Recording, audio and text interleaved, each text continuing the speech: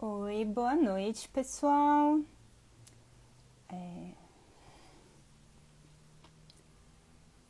Vamos convidar as pessoas aqui.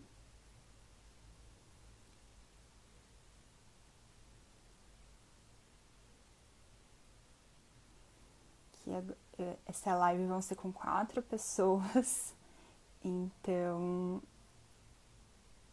eu tô convidando todo mundo de uma vez. Se vai.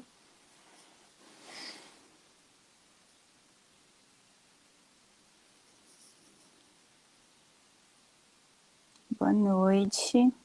Boa Olá, olá. noite, oi. Ai, que legal que deu certo aqui. Olá, tudo É porque tá a certo. live de 4 eu nunca tinha feito. Que bom. Bom que deu certo. Boa noite, Sim, sim. pessoal.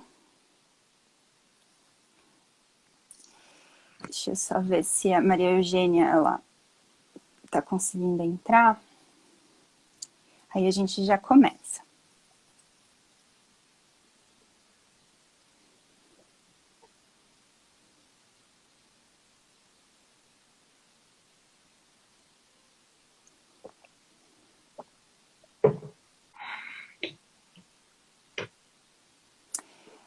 A Pri entrou. Oi, Pri.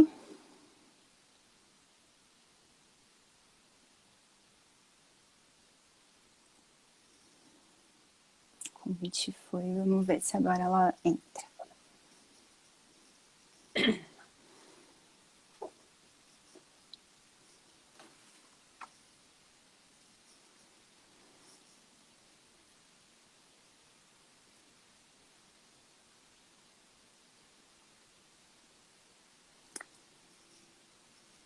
Todo mundo tá me escutando? Eu te ouço Sim, bem. Vocês me ouvem? Sim. sim, tá perfeito.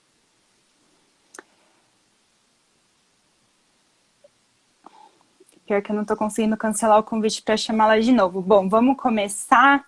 E aí eu vou tentando chamar a Maria Eugênia no meio durante o processo. Estou muito feliz com que todo mundo tenha aceito o meu convite para a live de hoje. Doutora Rosa, Matheus, com um projeto incrível que vai mostrar hoje para a gente, vai contar como funciona. A Maria Eugênia, que está tentando entrar. A doutora Rosa é uma advogada de inspiração aqui na OAB de Santo André, então eu me sinto muito honrada de tê-la na live, viu, doutora Rosa? Eu que agradeço o convite. Para mim, na verdade, a honra é minha, né, pelo convite de uma comissão tão importante, né, e que tem se destacado em tão pouco tempo de constituição da comissão na nossa subseção. Tem se destacado não só pela importância do tema, mas também pelos trabalhos que você tem executado, né? Isso para a gente é um incentivo, porque a gente que está há algum tempo já na advocacia e militando, né, na nossa subseção, não só como advogada, mas também com os trabalhos da nossa comissão, quando a gente vê alguém com toda essa força, essa vontade, na verdade, a honra é toda a minha inspiração também, viu? Muito obrigada pelo Ai, convite. ai, doutora, eu Quero fico cumprimentar emocionada. o Matheus também e te parabenizar desde já. E Fico muito feliz com as palavras. Agora, Matheus, conta tudo pra gente. O Matheus, ele não é advogado, gente, então é um personagem diferente aqui nas lives. Conta pra gente quem é o Matheus, o que o Matheus faz e qual é o projeto. legal, gente. Muito obrigado primeiro pelo convite. Eu fico muito contente de estar podendo apresentar um pouquinho mais o projeto. Mas, a princípio, né, vamos começar pela apresentação pessoal. Me chamo Matheus Cepim, eu sou estudante de engenharia ambiental e trabalho no setor têxtil no segmento especificamente de não tecidos e entretelas, que foi como que eu caí nesse mundo têxtil, né? Então, minha família tem uma fábrica aqui em Jacareí e eu aprendi muito sobre o mundo têxtil e estudando engenharia ambiental na Unicamp, lá de Limeira, e eu sempre fiquei muito decepcionado, né, com o mundo têxtil, com os impactos que gera, e não só pela experiência interna da empresa, mas como a Limeira está do lado de Americana, que é o maior polo têxtil de tecido plano do Brasil, a gente pôde muito mergulhar na parte de tratamento de água de Americana, descobrir sobre os impactos dos corantes, impactos da indústria mesmo em si, e como que a indústria têxtil tem algumas limitações que me incomodaram muito. E até o projeto, né, da Pet ao Têxtil nasceu super recente, ele não tem nem 2 meses de vida, nasceu de um desafio.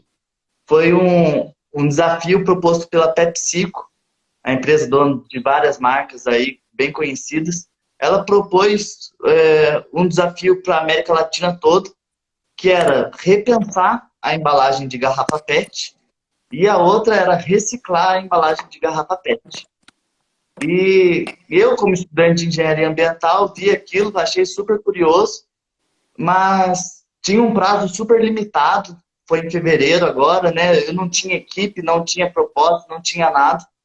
E eu até mandei para alguns amigos meus, mas eles estavam falando, nossa, Matheus, peguei várias matérias de semestre, não vou conseguir ajudar, não vou conseguir envolver. E eu fiquei meio sozinho, assim, né? E tem coisas que parece que acontecem por acaso, mas te levam a fazer algumas coisas. Teve uma semana que eu estava pós de um terno, estava meio solitário, e eu falei, meu, quer saber? Eu vou cair de cabeça nessa desafio do proposto, né? E eu, basicamente, falei, pô, como que eu posso ajudar a reciclar a garrafa PET no mundo, né? E eu sabia que parte dos não tecidos que eu já processava aqui na fábrica era parte vindo de garrafa PET. E eu sabia de empresas que utilizavam fibras de garrafa PET, tudo. Eu falei, meu, eu tenho que cair de cabeça nisso, entender o porquê hoje a gente tem poliéster virgem, poliéster de garrafa PET. Queria entender como que funciona a reciclagem. Então, basicamente, foi um projeto estruturado para esse desafio e que eles obrigavam a presença online. Então, foi quando nasceu o site, o Instagram, e de lá para cá já até esqueci a competição, porque eu percebi que eu posso, de fato, aprender e colaborar muito. Então, foi mais ou menos daí que nasceu o projeto, né? E aí, quando vocês já começaram a produzir no projeto desde o início, Matheus? Como que funcionou? Então, na verdade, como que funciona? Eu sou vendedor de não tecidos, basicamente. Então, eu tenho muita facilidade de encontrar fabricantes, desenvolver a especificação técnica, a especificação de fibra, de fios, para alguma aplicação, acompanhar e conhecer o processo industrial para ver se estão utilizando de boas práticas e garantir que produza com qualidade, né? Então, eu propus com o site ser um representante de marcas que quisessem encontrar tecidos mais sustentáveis, conseguissem falar, nossa, Matheus, preciso desenvolver uma bolsa feita com material reciclado. Então, basicamente, hoje no mercado é muito difícil de encontrar especificações próprias para o uso. Então, é muito difícil de você chegar numa fábrica e falar, meu, preciso de tal coisa. Então, as fábricas não conhecem, não sabem vender, as pessoas não sabem comprar. Então, eu meio que entrei para fazer um trabalho tanto da parte da explicação têxtil mesmo, de compra, de como que o pessoal precisa entender para saber como incluir fibras mais sustentáveis, tanto fibra de garrafa PET, como fibra biodegradáveis, como fibras recicladas, na sua especificação de compra, basicamente. Então, como negócio, o projeto é para prestar consultoria e desenvolver tecidos para ajudar marcas a terem, de fato, o melhor produto, não ficarem dependentes apenas do fabricante, e sim ter alguém técnico que entende do produto, do processo, para estar ajudando nisso. Então, eu caí de paraquedas nesse mundo da moda sustentável. De fato, eu não sabia desse movimento. E foi muito legal de ver que um projeto e um conhecimento pode ser extrapolado e gerar valor, né? Então, eu fiquei muito contente de ver que tinha todo esse movimento global, né, para a questão do mundo do vestuário em si. Mas é isso. Uma coisa que eu acho legal de colocar também, né, que o mundo têxtil é muito além da moda, né? Então, o mundo têxtil, se você for olhar, por exemplo, no cenário que você está, sua cama, seu edredom, sua cadeira, provavelmente tem tecidos ali dentro. E muito provavelmente tem poliéster. Então, por que não ser um poliéster vindo da reciclagem, né? Limpando o meio ambiente, incluindo cooperativas de catadores, incluindo uma cadeia de coleta e de reciclagem, investindo na tecnologia nacional para a transformação desse resíduo. E eu acredito que é um caminho super necessário, mas só que tem algumas dificuldades técnicas e tecnológicas para a gente conseguir avançar nisso. Matheus, achei muito interessante. Eu tenho várias perguntas já do que você está falando aí. Doutora Rosa, fica à vontade também, viu? De interagir, perguntar. O Instagram é seu, como se fala, a casa é sua, o Instagram é seu. Legal. Matheus, deixa eu ver se eu entendi. Então, você vai, por exemplo, até as fábricas de tecido e ajuda, por exemplo, aquela fábrica a desenvolver o tecido vindo da PET, por exemplo, é isso? Como que funciona? Eu estou aprendendo muito também, eu sou bem aberto disso. Eu acho que as pessoas precisam entender a cadeia têxtil. A cadeia têxtil é gigante. Então, quando a gente coloca ainda a cadeia têxtil da reciclagem, é maior ainda. Mas, se a gente pensar assim, existem alguns tipos de reciclagem, no caso da garrafa PET, para você transformar em produtos têxteis, né? Então, tem duas principais, porque a gente pode tratar. Um é a reciclagem mecânica e outra é a reciclagem química. A reciclagem mecânica, basicamente, você aquece a garrafa PET, vamos colocar bem simplista aqui, você picota ela, moe e aquece ela para derreter e você fazer uma nova fibra. Enquanto a reciclagem química, você joga solventes, você dissolve ela quimicamente, a parte da base dos monômeros de novo e cria um novo polímero com propriedades muito próximas à virgem. Então, o que acontece? Quando a gente está falando do mundo têxtil, e principalmente do vestuário, que são roupas que a gente está vestindo, que passa horas, faz esporte, soa, fica no sol, a gente tem, no Brasil, uma cadeia têxtil de reciclagem muito baseada na reciclagem mecânica, que é o mais simples, é o mais barato. Então, o que acontece? Globalmente, tem um movimento para deixar mais sustentável essa cadeia do poliéster. Porque, de fato, é muito danosa. A gente sabe do problema do plástico e o problema do poliéster, junto com o mundo têxtil, você pensa nos maiores problemas, é o que a gente tem que tentar evoluir, né? Então, basicamente, o Brasil está engatinhando nessa parte da reciclagem, porém, o mundo inteiro está desenvolvendo tecnologia, investindo em maquinário, montando o portfólio de produto, e a gente está ficando para trás. E a gente é um polo têxtil gigantesco, o quinto maior do mundo, e eu não tenho dúvida que essa indústria vai ter que se modernizar para a gente conseguir atender. Ou então a gente vai ficar dependendo da importação desses produtos de alto valor. Hoje a gente consegue produzir fibras, consegue produzir malha de garrafa PET, você provavelmente deve ter visto. São de esforços de fábricas brasileiras, sim, mas como a propriedade, o princípio é a reciclagem mecânica em si, você tem pequenas impurezas no meio do plástico que você derrete, você perde a resistência química e física do material. Você consegue fazer uma roupa? Consegue, só não vai ser tão boa quanto a do poliéster a partir da reciclagem química, né? Então, basicamente, eu estou tentando mapear mesmo quem que são os fabricantes, quem que tem tecnologia no mundo, quem que tem interesse no Brasil, para tentar ligar os pontos e fomentar mesmo, porque a grande proposta do site é fomentar a reciclagem de garrafa PET e um setor têxtil mais sustentável.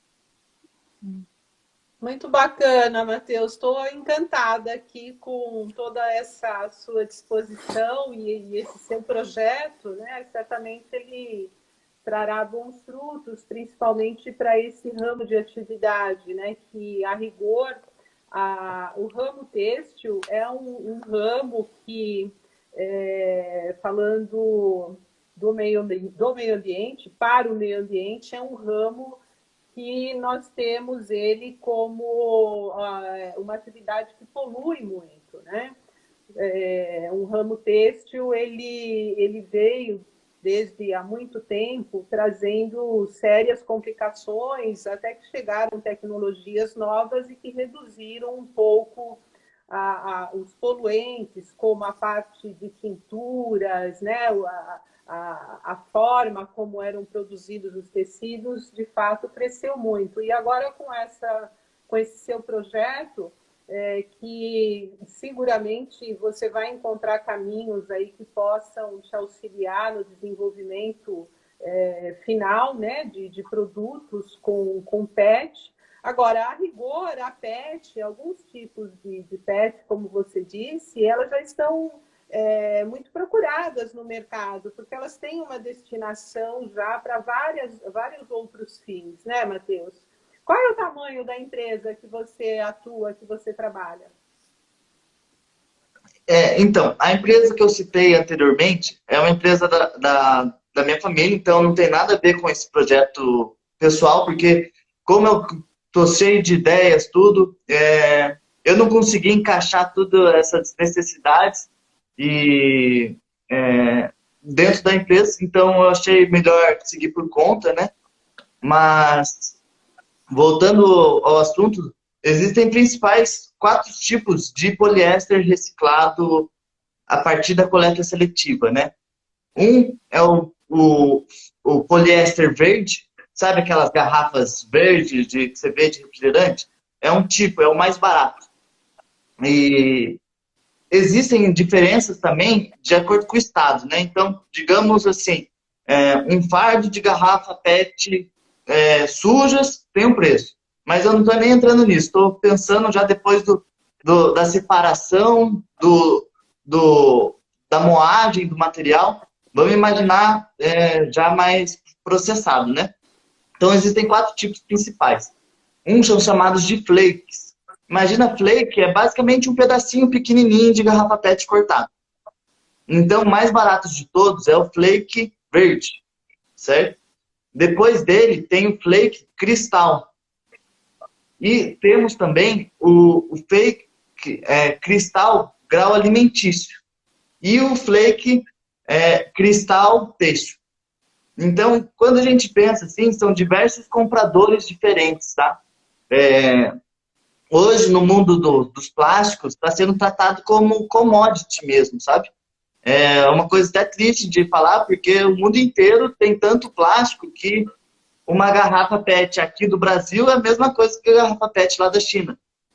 Então, basicamente, esse grau de pureza e limpeza da garrafa PET, até mesmo o grau de moagem, separação de cor, tudo interfere na qualidade da fibra, vamos pensar no mundo têxtil, da fibra que vai sair no final. Então, não é algo fácil de ser feito. A parte da coleta e da separação é muito importante para digamos, um poliéster mais puro e com propriedades melhores. E eu vou até acrescentar aqui, você perguntou o tamanho da empresa, né? Vamos pensar fora da empresa, né? Vamos pensar no mercado mundial, né? Recentemente eu fiz uma divulgação lá no site que coloca desse movimento, fizeram um mapeamento que o poliéster é a fibra mais utilizada em volume no mundo. Então, se você for pensar, 56% das fibras do mundo hoje são poliéster. E isso dá aproximadamente 32 milhões de toneladas. Algo que eu não consigo nem mensurar, ninguém aqui consegue. 32 milhões de toneladas de poliéster são produzidos mundialmente e que muito dele é virgem, né? Então, tudo isso apenas na indústria têxtil. E então você pode pensar que tem muito espaço para incluir poliéster reciclado, seja com tecnologias de tecidos, reciclagem de tecidos, que é uma coisa mais complexa ainda do que a reciclagem de garrafa PET, mas que vai ser necessário desenvolver tecnologia para isso também.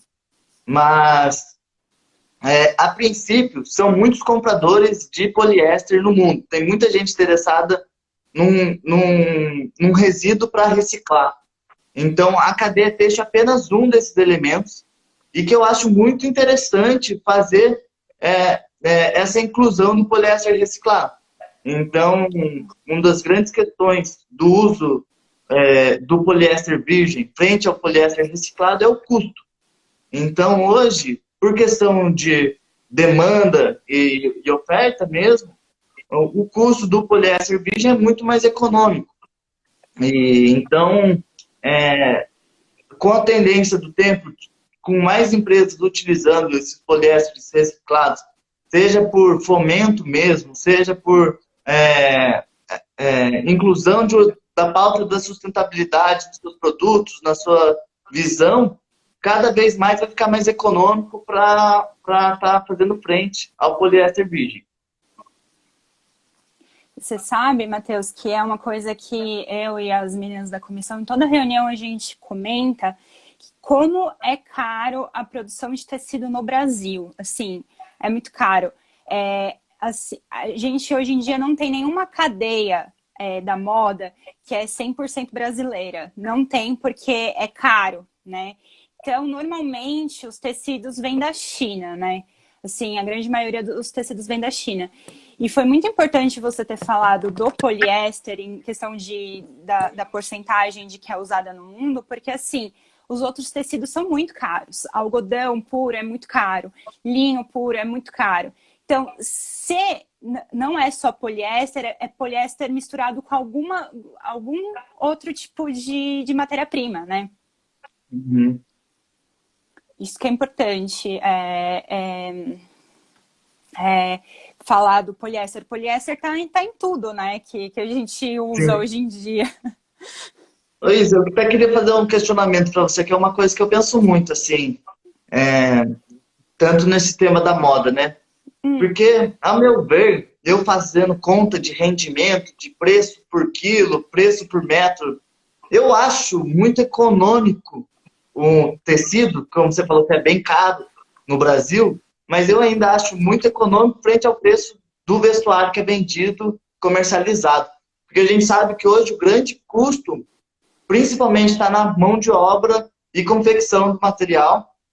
E eu enxergo que tem muita entrada para trocar material e impactar pouco no preço, sabe? Então, eu posso estar sendo simplista, talvez, mas eu acho que é uma questão, ou as empresas vão repassar esse custo um pouquinho maior para os consumidores, ou então elas vão ver que é muito mais benéfico fazer uma transição de uma matéria-prima que vai impactar pouco no custo delas, né? você sabe, Matheus, que eu, assim, o que você falou, eu acredito muito que possa acontecer. Assim, eu quero acreditar muito de coração. Aqui no Brasil, quase não tem incentivo fiscal em relação a isso. A partir do momento que tiver uma aberturazinha, realmente as empresas vão começar a olhar de outra forma. Mas, assim, é muito caro a produção aqui na moda do Brasil. Tanto que, assim, os principais estilistas, as principais marcas, você fecha o olho, vai lembrar de alguma, nunca a primeira vai ser brasileira. Porque o mercado lá fora, primeiro que é muito mais forte, é muito mais incentivado o mercado da moda do que aqui dentro. E se você for pensar numa marca que tenta se mostrar a grande parte da sua cadeia produtiva brasileira, como vamos dar de exemplo algumas marcas que entraram nos noticiários esses dias por causa de compras de grandes grupos e tal. A Hering. A Hering é uma marca brasileira. Só que assim, por mais que seja mais popular do que uma reserva, por exemplo, não é um preço que todo mundo, o consumidor final, consegue adquirir aquele produto, entendeu? Então, teria que ter um pouquinho mais de incentivo, né, fiscal em relação a isso. Assim, é um questionamento que a gente sempre faz, sabe? O Brasil tem tudo para crescer na área da moda, ser assim. Tem muita gente visionária aqui, mas assim, o incentivo é baixíssimo. Uhum. Tem toda a Sim. razão, doutora Isabela, é bem isso mesmo. Eu acho que nós devemos avançar e estabelecer normas, né, que possam contribuir para que seja mais reaproveitado tantos produtos que nós poderíamos, a exemplo desse projeto, né, que o Matheus traz, incentivar pessoas, né, a produzirem, porque é como você disse, nós temos uma riqueza enorme de produtos que poderiam ser reutilizados e, no entanto, não há estímulo fiscal para que isso ocorra. Eu sei que existem já alguns projetos de lei para benefício fiscal em relação à reciclagem, né? Hoje nós sabemos que o número de catadores que sobrevivem a rigor, né, de produtos reaproveitados é enorme.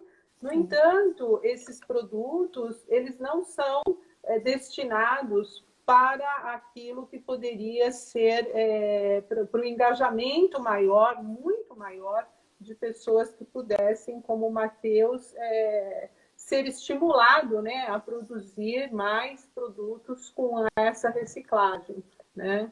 Eu acho que o que o Matheus traz, esse engajamento todo, né, e todo esse estímulo, ele é importantíssimo para nós. Eu acho que essa live ela traz para a gente assim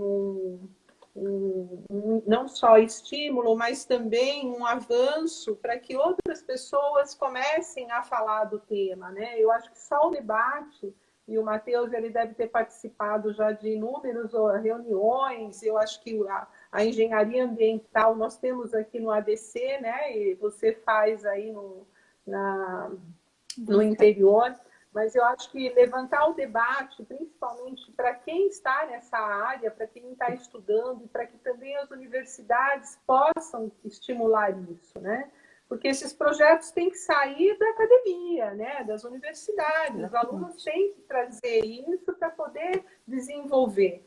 Então, Matheus, parabéns. Eu estou muito encantada aqui com o teu projeto e vamos levá-lo adiante no que a gente puder contribuir. Eu faço questão que você venha falar, afinal de contas, né, falar de meio ambiente é atemporal, não sai da moda nunca, né?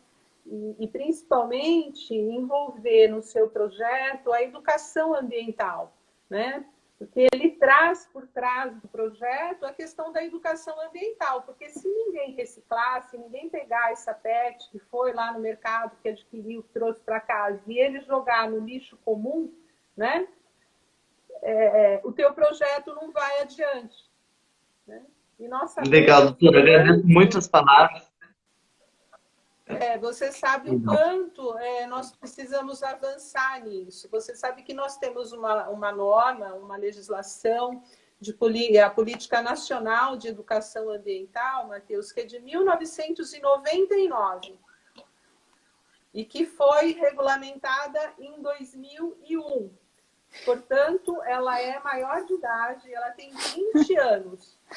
E eu gostaria que vocês dois, que são muito jovens, né, colocassem para mim se um dia, né, não só a doutora Isabela, né, na faculdade, como no ensino médio, e você, Matheus, hoje fazendo na Universidade de Engenharia Ambiental, quantas vezes vocês tiveram aula de educação ambiental e se vocês tinham conhecimento que o Brasil tem uma política nacional de educação ambiental?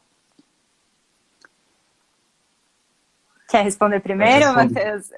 Não, pode ver, que eu acho que o meu é um pouquinho mais longo.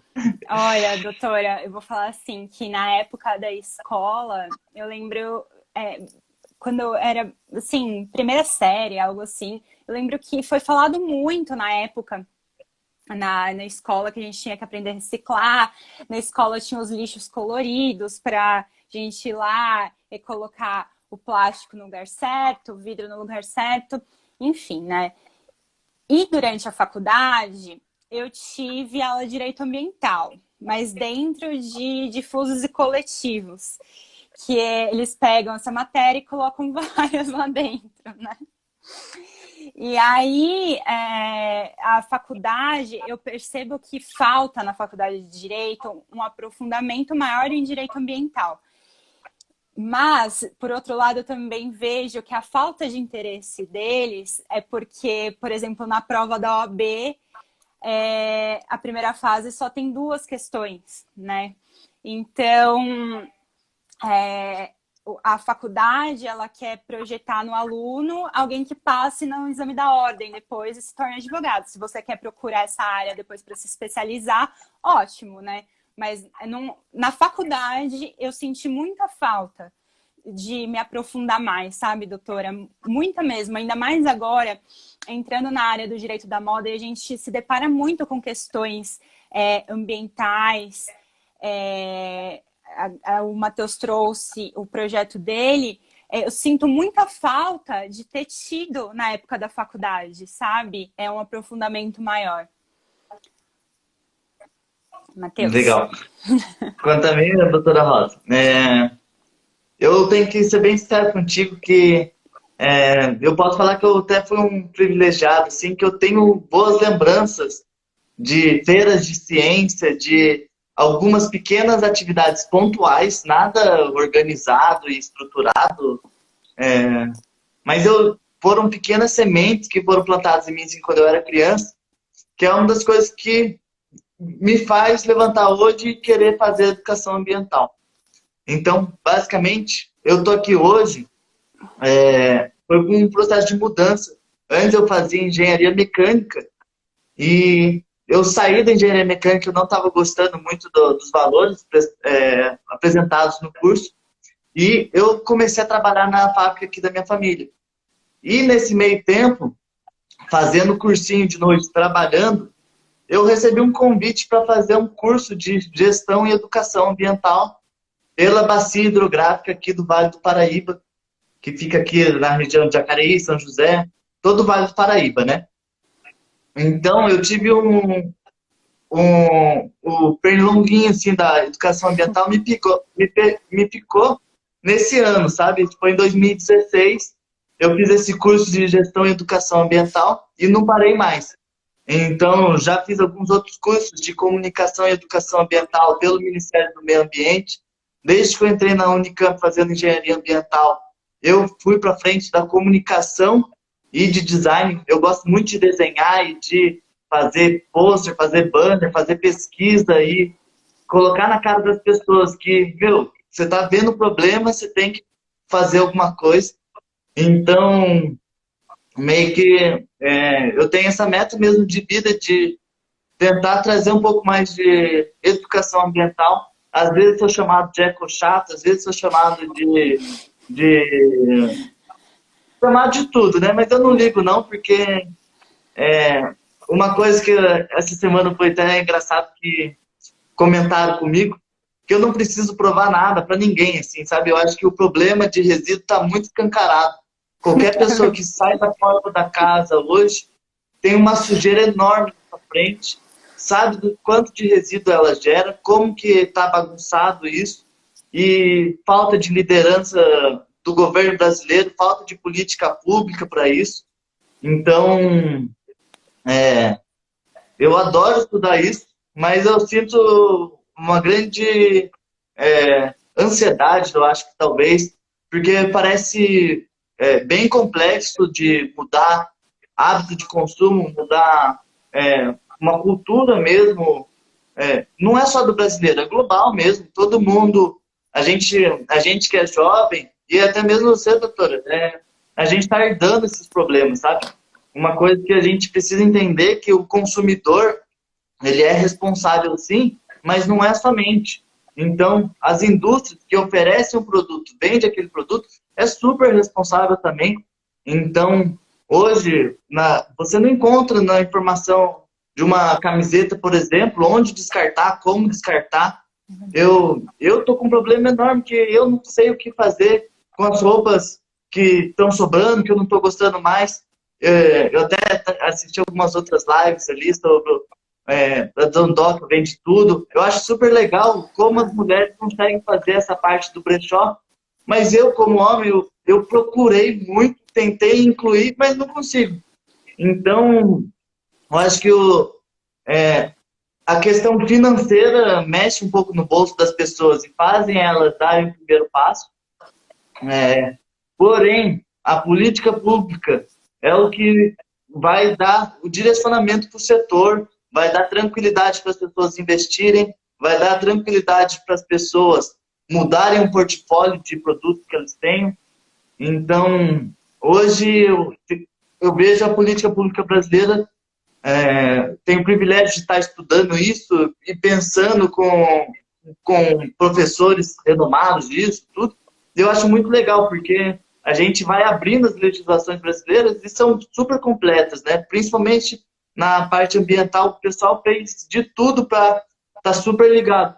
Porém, o Brasil é um país de dimensões continentais e a grande sensação que eu tenho é que falta gente, falta pessoas técnicas para fazerem estudos, verem o que vai ser melhor para aquela região, qual que vai ser a melhor forma de proceder com tal resíduo naquele lugar.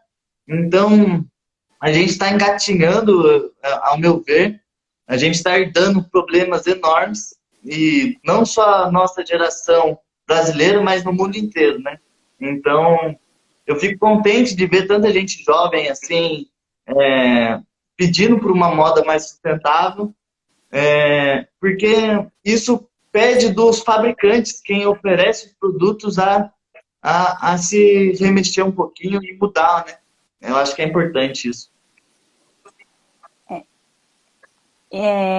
Na semana que passou agora, teve um movimento, não sei se vocês acompanharam, que chama Fashion Revolution. Acontece no mundo inteiro e aqui no Brasil foi bem forte os eventos que aconteceram na última semana. E todo mundo tirou uma foto com uma plaquinha escrito "Quem fez minhas roupas", né? Então, eu acho que assim, nós, como indivíduos, estamos fazendo trabalho de formiguinha, né? É aquilo, é de pouquinho, a gente tá plantando, né? É assim, talvez não na nossa geração, nem na próxima, mas na próxima, talvez a gente veja alguma mudança. Mas quanto mais formiguinhas se unirem, né, mais vai chamar a atenção dos grandes, né? Então eu acho que faz parte, né? A gente ir fazendo o nosso trabalho de pouquinho, porque a gente está fazendo a nossa parte, né, doutora Rosa? Então, doutora Isabela, eu me sinto aqui na obrigação de dizer que nós não temos mais tempo, né? Os desafios globais, eles são enormes, mas nós não temos mais tempo dessa forma, de aguardar dessa forma. Por quê? Primeiro que nós temos legislação suficiente para a implantação das políticas públicas necessárias, conforme o Matheus colocou, dessa falta que ele sente, né, de informação necessária e suficiente para o descarte de todo e qualquer produto. Nós temos também a nossa Política Nacional de Resíduos Sólidos, que não é nova, que já está em vigor há bastante tempo, né? E que exige que o fabricante faça a logística reversa. O que significa isso? Que o fabricante seja responsável por suas embalagens, né? Já existem várias ocorrendo, como, por exemplo, o pneu, que começou há bastante tempo. Recentemente, para dar um exemplo aí do que acabou de ocorrer, por exemplo, embalagens de remédios e remédios aí que não foram utilizados, ou restos de remédios, as cápsulas, as caixas. Hoje, se houver a informação necessária, né, e implementação de políticas necessárias para que todo mundo saiba disso, você não necessariamente precisa jogar no lixo mais essas embalagens, né? Que são altamente poluentes, até porque quem conhece, por exemplo, as embalagens de cápsulas, né, de remédios, elas não se diluem em pouquíssimo tempo, né? Hoje você, obrigatoriamente, as empresas, os fabricantes têm que recolher isso. Aqui no meu município, por exemplo, né, já tem alguns lugares onde você vai juntando na sua casa, e é isso que as pessoas precisam ser estimuladas a fazer isso, né? Porque dá trabalho, cuidar do meio ambiente dá trabalho, né? Porque você precisa lavar a garrafa PET até você destinar ela para o lugar correto, né? A Tetra Pak do leite, você não pode jogar ela simplesmente lá num canto da sua casa até você destinar ela junta bicho, junta mosca, atrai ratos, né? Então, dá trabalho cuidar do meio ambiente, né? Assim como você ir juntando as suas cápsulazinhas, as suas caixinhas de medicamento, até que um dia você vai lá até o local de coleta e coloca no lugar certo. Assim como várias outras coisas. Então, mas isso é necessário, nós não podemos esperar mais. Você veja só, nós temos os Objetivos do Desenvolvimento Sustentável, onde metas para serem implementadas até 2030. Já estávamos atrasados, muitas delas a gente já sabia que nós não conseguiríamos atingir, porque ninguém contava com uma pandemia, né? Quer dizer, muitas daquelas metas certamente serão muito difíceis de serem alcançadas. Até porque, se a gente for considerar também que com essas necessidades novas da pandemia, muitas outras coisas acabaram descambando mais ainda, como, por exemplo, se a gente for falar do desmatamento na Amazônia, que vocês devem ter acompanhado, uma pauta aí que está na mídia desde que esse governo iniciou,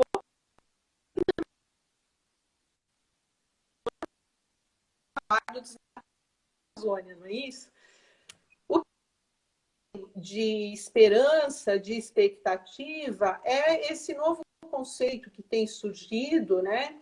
Que é uma nova forma de critérios de análises para as empresas e para os investidores. Eu acho que todos devem ter ouvido falar do ESG, né? Que é a sigla que em inglês seria econômico, meio ambiente, sustentabilidade e governança. Ou seja, que muitos investidores têm analisado para aplicar nas empresas que esses critérios estejam totalmente compatibilizados, né? Você não pode, por exemplo, ter todo o seu processo ambiental se você, por exemplo, na área de responsabilidade ambiental não estiver verificando a questão da diversidade, da inclusão, né?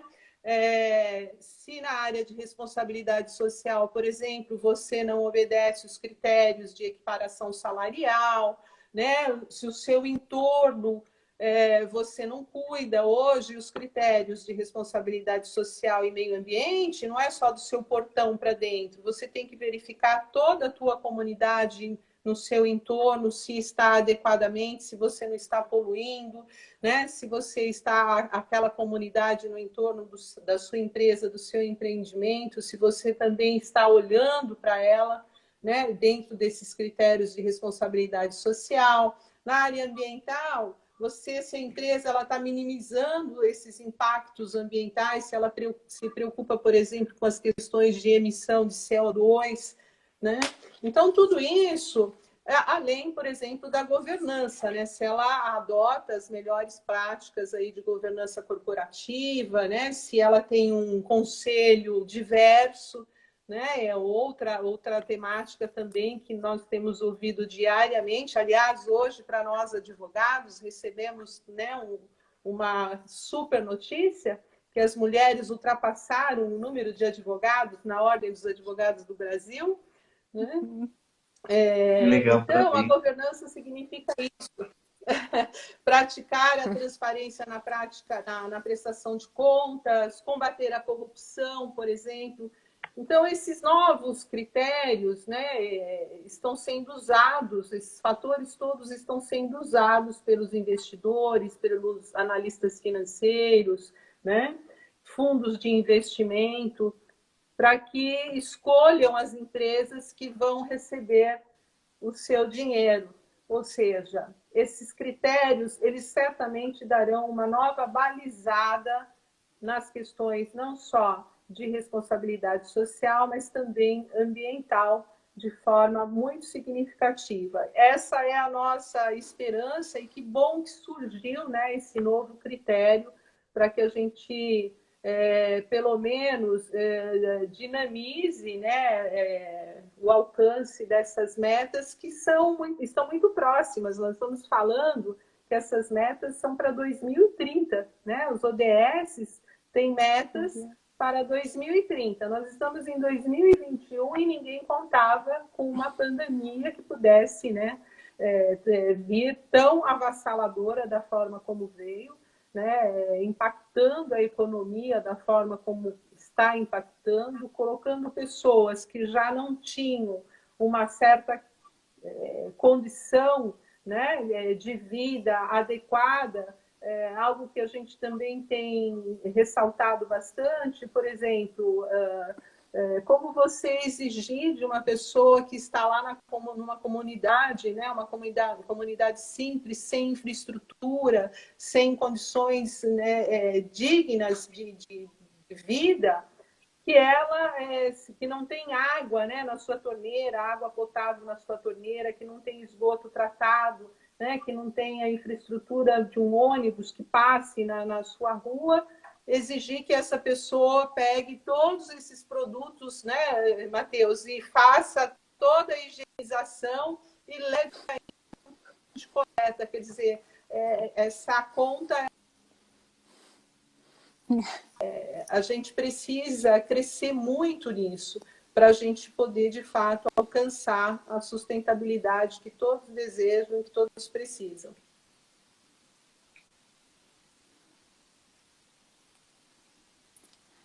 Com certeza, doutora Rosa, assim, é muito importante.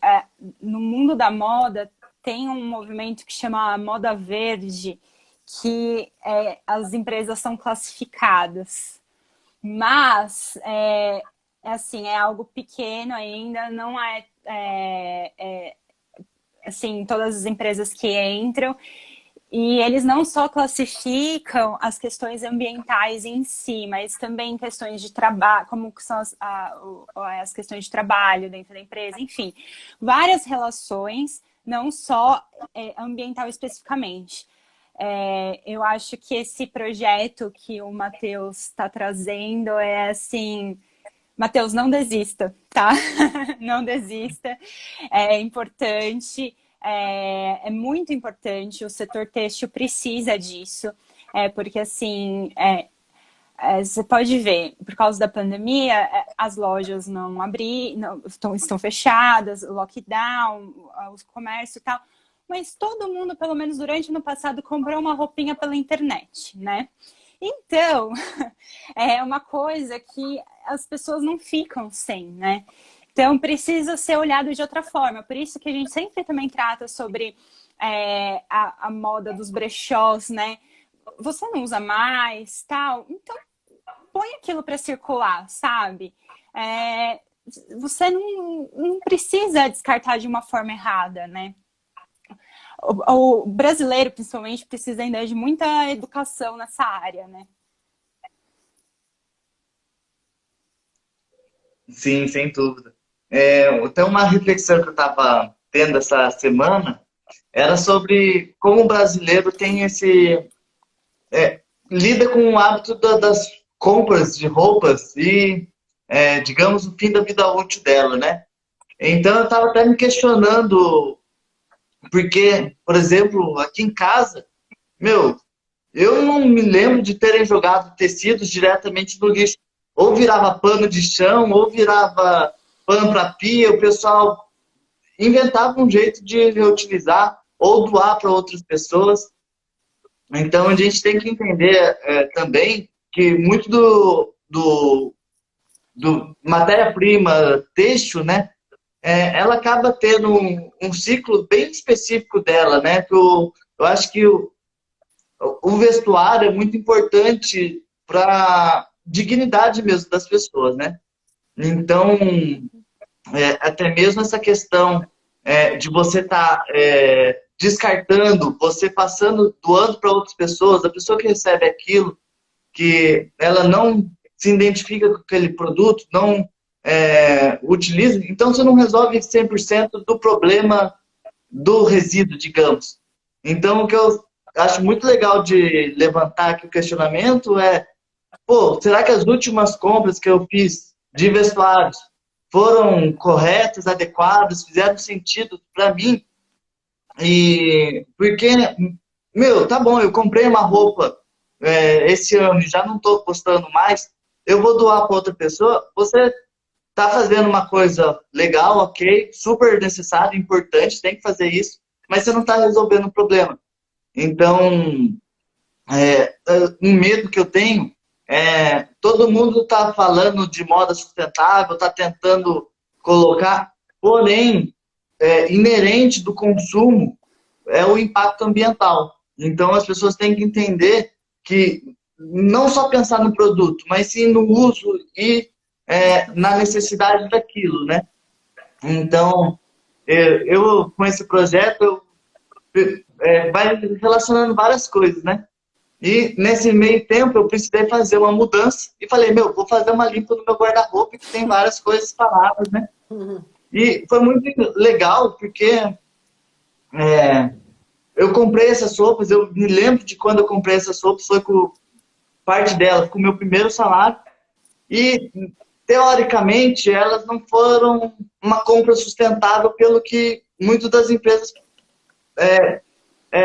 prezam, né? Porque eu sou esportista, eu gosto muito de viajar, gosto muito de praia. E eu vi no meu guarda-roupa muitas roupas de poliéster que eu nem tinha ideia de que eram de poliéster quando eu comprei elas, para ser bem sincero com vocês. Mas o que eu quero dizer? Que eu percebi que, meu, tem roupas que eu estou usando há 5 anos ali e ela ser de poliéster fez dela útil para mim até hoje. Então, por exemplo, se essa mesma peça fosse de algodão e eu usasse ela da mesma forma, por exemplo, para dormir, digamos, e ela ia ficar desbeiçada, ela ia ficar amarrotada e eu poderia me sentir que passou a vida útil dela, né? Então, muito mais do que da matéria-prima, da origem da fibra, o hábito de consumo está no cerne da questão da sustentabilidade. Então, é meio que contraditório pelo sistema capitalista que a venda de produtos, o aumento de vendas de produtos tem com essa questão de resíduos, é o que nos levou a esse problema e vai continuar nos levando. Então, a gente tem que pensar em como mitigar. Eu não quero que as empresas têxteis se digam sustentáveis, porque, de fato, tem muito impacto na cadeia. Então, você pode ter atitudes mais sustentáveis, mas atingir o sustentável é algo meio que intangível para mim. Porque o que é sustentável hoje não é o que vai ser daqui a 20 anos e nem do que era há 20 anos atrás. A sustentabilidade vai avançando conforme as tecnologias. Então, o que eu acho que muito do que eu quero passar é para as empresas, e, donos de confecções, compradores de vestuário, no geral, entendo que a sustentabilidade não é só no produto, não é só no descarte, mas sim também no consumo, né? Então, a gente tem que pensar nisso e também na fabricação. Então, não é nada simples abordar essa questão sustentável. Então, eu acho super necessário esse ambiente de conversa e explicação, porque o que eu mais gostei de ter sentado na cadeira e pensado no projeto foi o aprendizado de cair nessa rede, porque são muitos projetos maravilhosos de pessoas querendo mesmo mudar o mundo e mudar a realidade local, que é onde a gente tem mais impacto. Você, às vezes, pegar uma atitude e aplicar ela localmente vai fazer super bem para aquela região e poder melhorar ela para expandir. Então, se você quer deixar o seu produto mais sustentável, algo do tipo, é super viável e valoroso isso daí. E era isso mesmo que eu estava querendo explicar um pouquinho. Espero que vocês tenham gostado. Eu falo bastante, às vezes me empolgo e Eu acho que o principal ponto, além de como são feitas as minhas roupas, é como eu vou utilizá-las, se eu preciso, é o consumo consciente, né?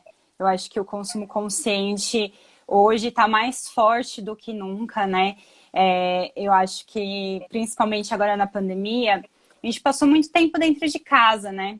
E para quem tem, por exemplo, muitas roupas, ficou muito tempo dentro de casa. Não usou, né? Acho que nem a metade do que tem no guarda-roupa, né?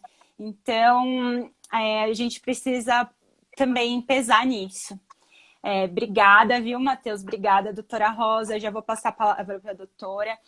Foi uma noite de muito aprendizado, aprendi muito mesmo.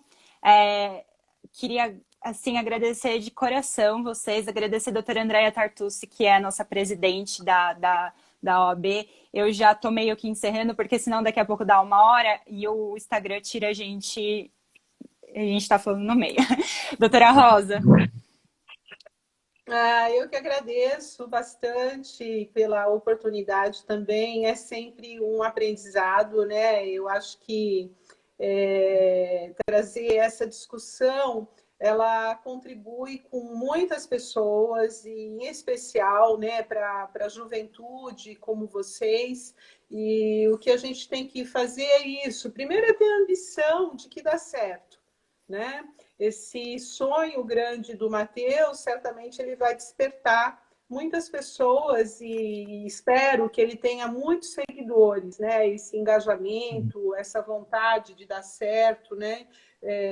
Vendo que se você trouxer mais pessoas e engajar mais pessoas nessa grande coalizão, né? Você certamente vai alcançar não só impactando, né, para o bem, o meio ambiente, mas você vai trazer menos desigualdade, menos doenças, né, mais transparência, um mundo mais sustentável para todos nós. E a gente deve sempre lembrar a obrigação de todos nós com as futuras gerações, né? Porque a gente deve pensar que nós teremos os nossos filhos, os nossos netos, né? E o que será deles se a gente não contribuir para um mundo melhor, um planeta mais equilibrado em todos os aspectos. Então, agradeço bastante por sua iniciativa, doutora. Muito obrigada. Boa noite a todos. Obrigada, Matheus. Parabéns pelo teu trabalho.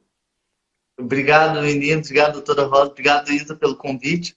Eu fico à disposição. Tenho certeza que nesses próximos anos, né, vamos colocar no longo prazo, porque é um trabalho de formiguinha de longo prazo. A gente vai estar abordando diversas outras formas de como ajudar o setor têxtil, né? E contem comigo aí para o que precisar.